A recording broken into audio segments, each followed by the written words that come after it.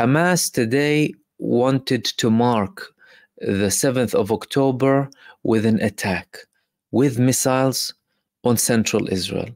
And that on its own is sending not only one but many messages. Firstly, Israel was unable to defeat them 1 year on. Don't forget the first and most important war aim of Israel, or war objective, is to eliminate the Hamas. They haven't been able to. They are conducting operations against them on a day-to-day basis alongside the other resistance movements in Gaza. And now they are striking central Israel. What is it they're trying to say to Israel? Well, we started this operation on the 7th of October because you weren't giving us our rights, and we were willing to engage immediately in negotiations with you to reach an agreement when it comes to the prisoners and certain things to do with the Palestinian people, in particular in Gaza and in the West Bank. You chose the other way, the path of destruction. Israel destroyed Gaza almost completely. I mean, about 60% of the buildings were destroyed. Actually, let me give you some stats as to the levels of destruction when it comes to Gaza. So we had all universities in Gaza have been completely destroyed. 80% of schools, or 85%, have been completely destroyed. Israel carried out strikes on almost every single part in Gaza, with 163,000 buildings that equate to 66% completely destroyed. Certain neighborhoods completely destroyed as well. 610 mosques and 3 churches, including some of the most ancient churches in the region, were destroyed. Over 200 governmental body offices, and of course infrastructure. That's only when it comes to the damage when it comes to buildings. If we talk about the people, officially approximately 42,000 people have been killed, over 100,000 wounded, many missing under the rubble, 800 healthcare staff deliberately killed, over 160 journalists. All of that is deliberate, a deliberate campaign of ethnic cleansing, of genocide, of an infanticide. 17,000 of the 42,000 official death toll numbers, you're talking about children under the age of 18. So Israel went on this destructive campaign in Gaza, and Hamas are now telling them, not only have you been unable to defeat us in Gaza, you are not even able to touch our strategic capabilities when it comes to attacking you. So today they attacked Tel Aviv and missiles landed in Tel Aviv. Israel reported that several people were wounded too. We had a massive attack from Yemen. And when I say massive, I mean, when it comes to Yemen, they attacked a couple of places in Israel, and one of them was Tel Aviv too. And just now, we had Hezbollah targeting Tel Aviv. Hezbollah is expanding the range of day-to-day attacks with Israel. Now, when it comes to where things are going, one of the main things that I'm going to be covering in this live stream is the statement that we had from Abu Ubaidah. Abu Ubaidah is the spokesperson of Al-Qassam brigades, and he had a speech today commemorating the 7th of October.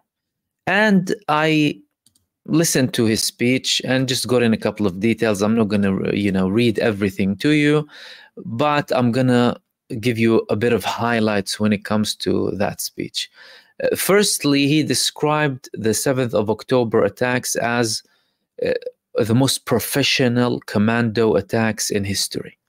According to Abu Ubaidah, and indeed, on the 7th of October, Hamas went in and destroyed one of Israel's most sophisticated and advanced divisions.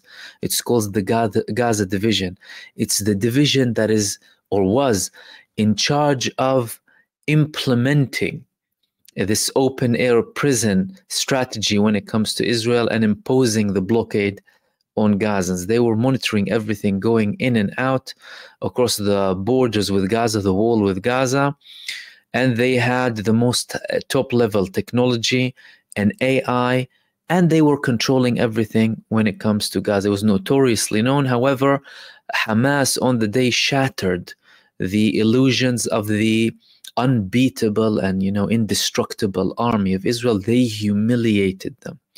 That's why Israel came up with a barbaric campaign against the Israelis themselves with the massacres of civilians on the 7th of October and massacres against the Gazan population on the 7th of October. Why? Because they were humiliated militarily. So they had to spin it in a way where they would appear as the victims. It's the typical way that Israel behaves and has behaved, demolishing everyone in front of them, destroying them ever since their inception, and claiming to be the victim, crying about being the victim and being attacked by these people, ignoring all of the history of atrocities, all of the history of ethnic cleansing, all of the history of oppression, all of their inequality and their regime of apartheid. And of course, mainstream media, including Western mainstream media, played ball with the Zionist propaganda and did not even listen to the Israelis. They did not even listen to the Israelis who survived the 7th of October and told us about the events and the fact that they were treated nicely by these fighters coming from Gaza, and something that shocked them. Then the fact that the IDF was shooting them left, right, and center in Be'eri, in Nir Oz, in Ra'im, in the Nova Festival. And then we started to have the people being released from Gaza. Firstly, the one who was released on a humanitarian basis, Yocheved Lifshitz, after Israel did not want to take her, by the way. Hamas offered to release her without any return, said, okay, this woman was kidnapped, we want to release her, she's old. Israel did not want to take her. But Hamas then spoke with the Egyptians. They told them, we want to release 2 women. Can you please take them? Then Egypt said, sure, we'll take them. So they released them to Egypt, and then they went in helicopters to Israel. And then she had a press conference, and what Israel described as a Hasbara terror attack, they called it. Well, one of their own people, they're supposed to be the victims of the 7th of October, coming out, telling them, no, I was treated nicely by these people. They took care of our hygiene. We had medical staff all of the time, food, everything, women's hygiene. They reassured us in many cases.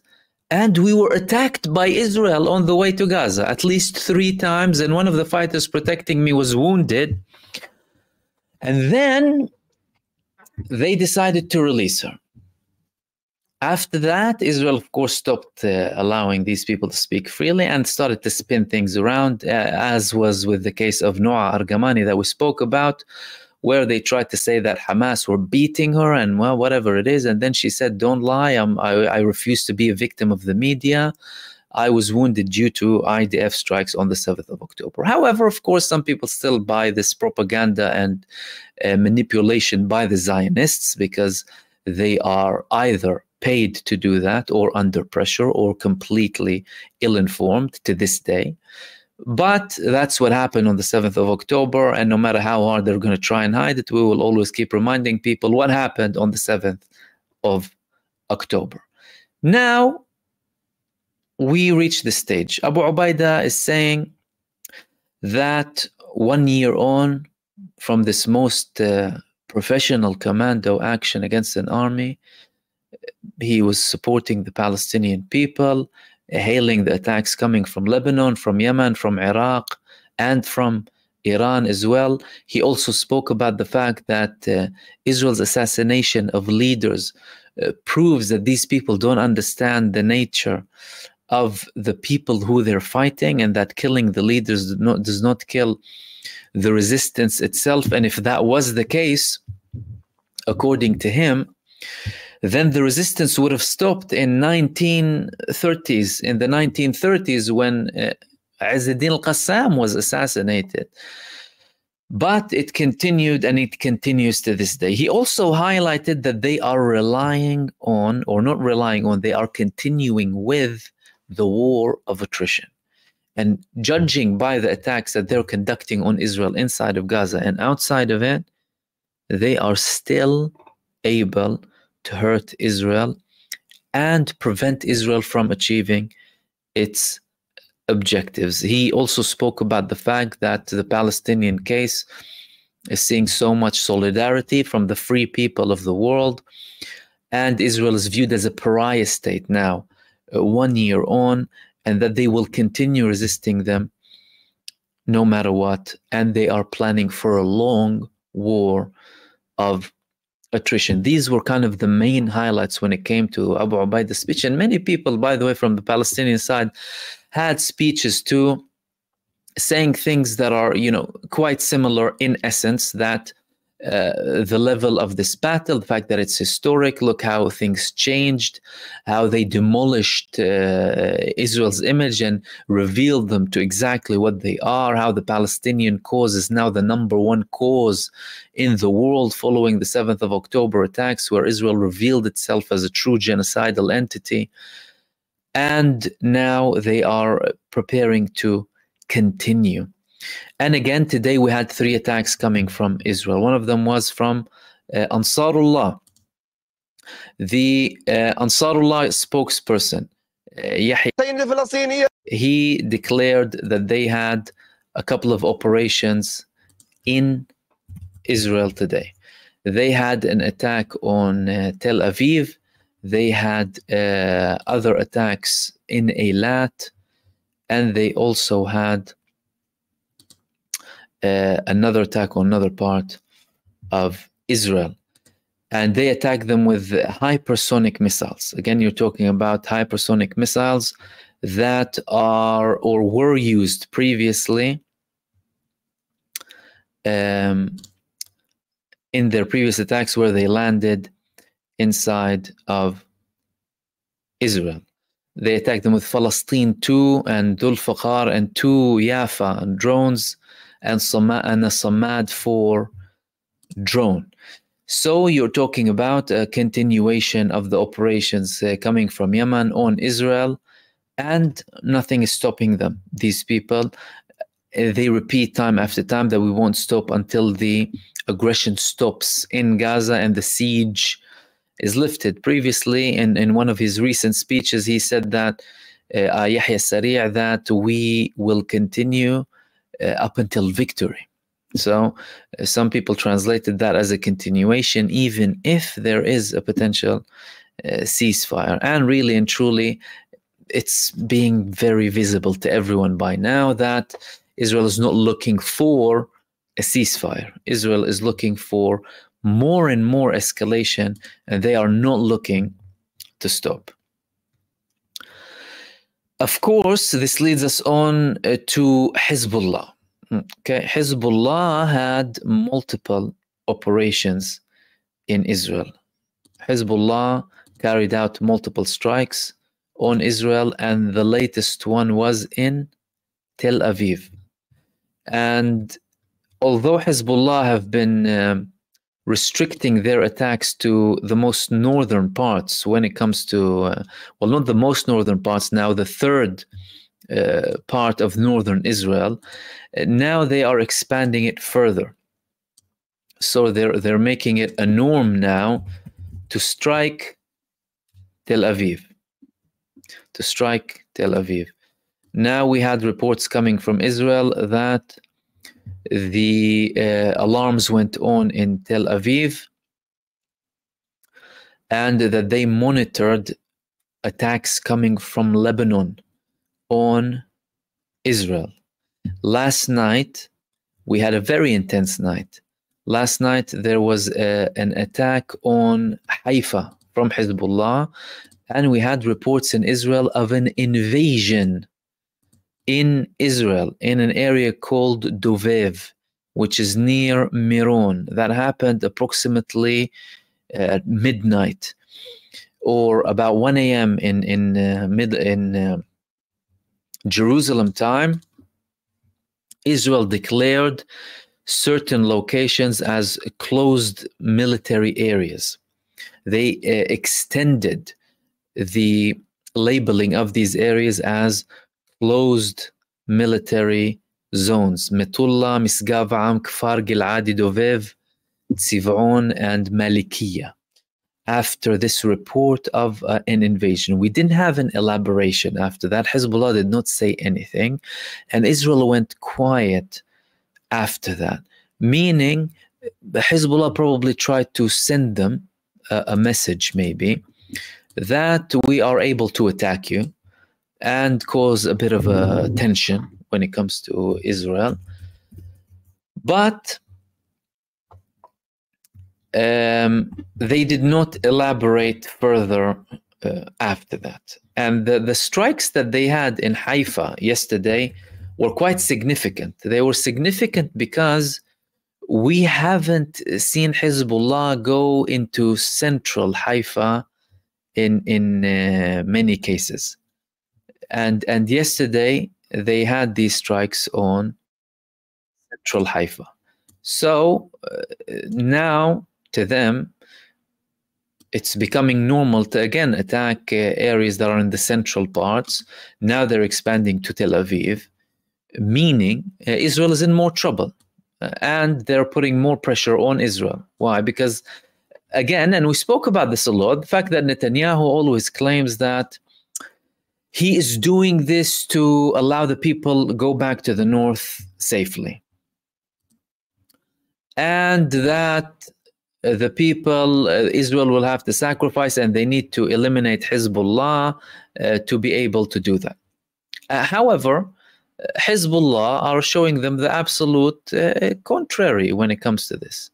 And these were some of the images, by the way, or videos, to be more specific, when it comes to Hezbollah. Let me share that with you quickly.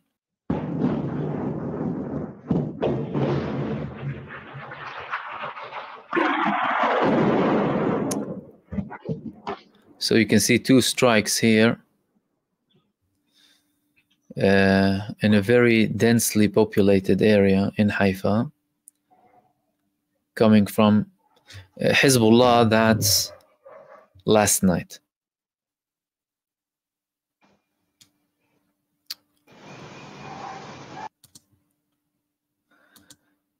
And in these cases, by the way, you have sirens after the attacks have started.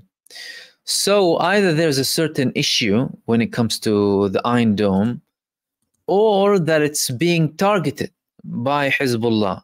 Because usually you will have sirens when Israel detects that something is coming either from Lebanon or from Gaza or from nearby locations. In the case of Iron Dome, of course, they activate David's sling and arrow if it's somewhere, if it's coming from far away, of course, because they deal with more long-range ballistic missiles.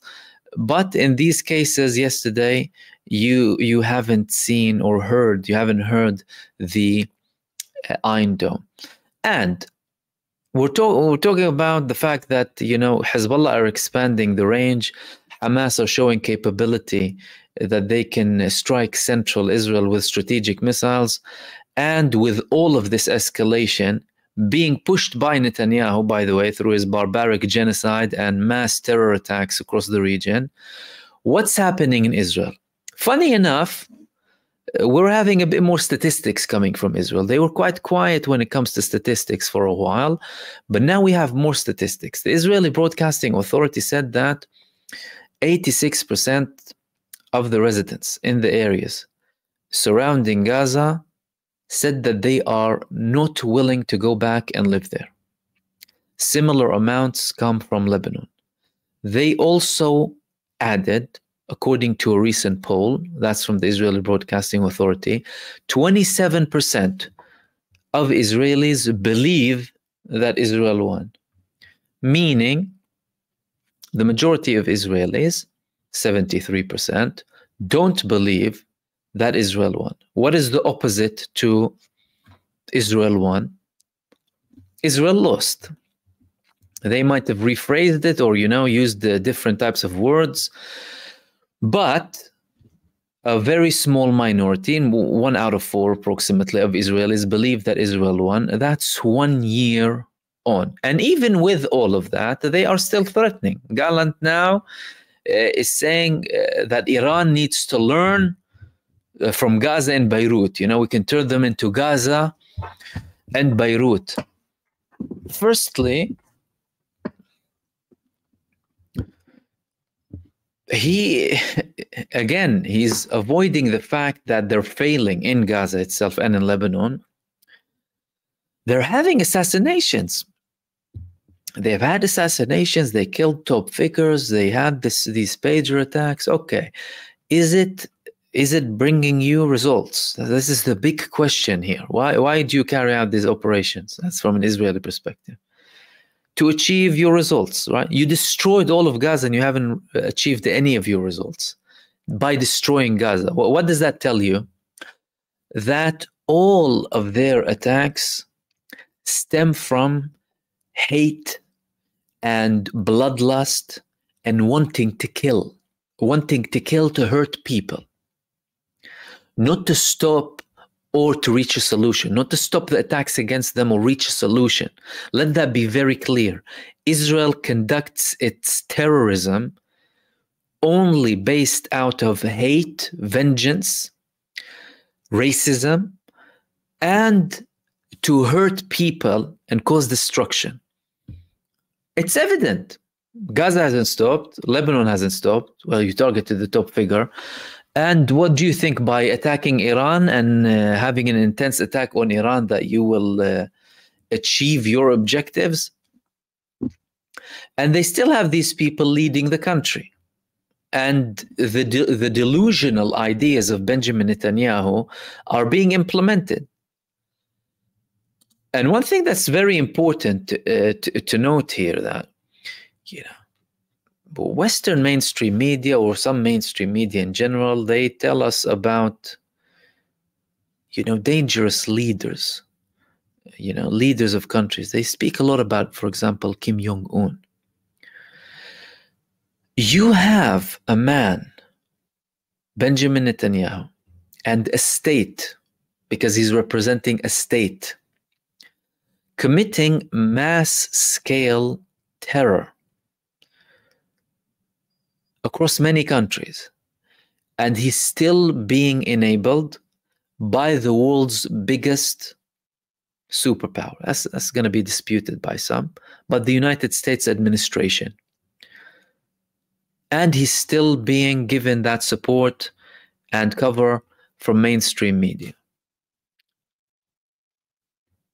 So they are covering up for what this man is doing, and he's behaving even more recklessly. That's why they are now trying to go and expand to Iran. And that's why they even have the audacity to threaten Iran to the level that they do, by the way.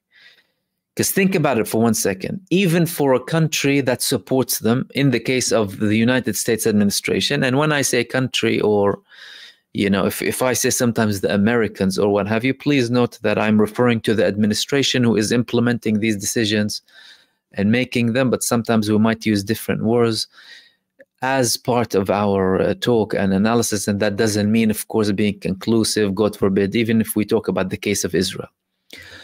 But they are enabling him with this continuation, leading everyone to the brink of a regional war that could escalate to a global war.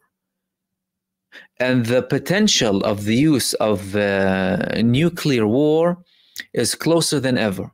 Why? Because Israel has one more weapon, apparently, according to some reports, that they haven't used in Gaza or Lebanon, to be used in Iran. A heavier bomb. And they're talking about the GBU. Some of the largest GBUs that were given to them by the United States administration, apparently as gifts, to attack Iran with them, hoping that if they do carry out this attack on Iran, because again, you're talking about a very difficult operation when it comes to Iran, they think that they can get rid of the nuclear project.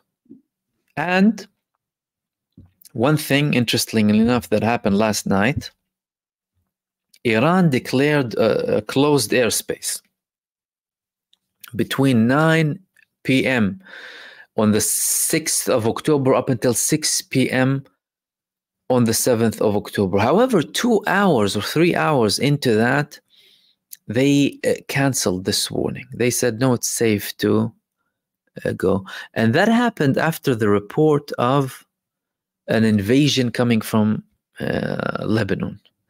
So what I think Israel and the US administration are not calculating properly here is the fact that Iran still hasn't used anywhere near its potential when it comes to the attack, neither did Hezbollah. So if Hezbollah would want to go all out simultaneously with Iran, what is Israel going to do exactly? They haven't been able to intercept 90% of the last 180 or 200 missiles that Iran launched on them. What are they going to do if they launch larger numbers alongside an attack from Hezbollah? And what are they going to do if we have unity of fronts from Iran, from Iraq, from Yemen, from Lebanon, and potentially from Syria too, with a heavy attack? So if Iran on its own was able to inflict so much damage, what is Israel going to do if all of them go and attack them at the same time? It doesn't seem like the decision makers in Israel are calculating that. Why? Because although it's evident that they were in a lot of panic and fear when Iran attacked them, they don't want to be showing the world that they are intimidated.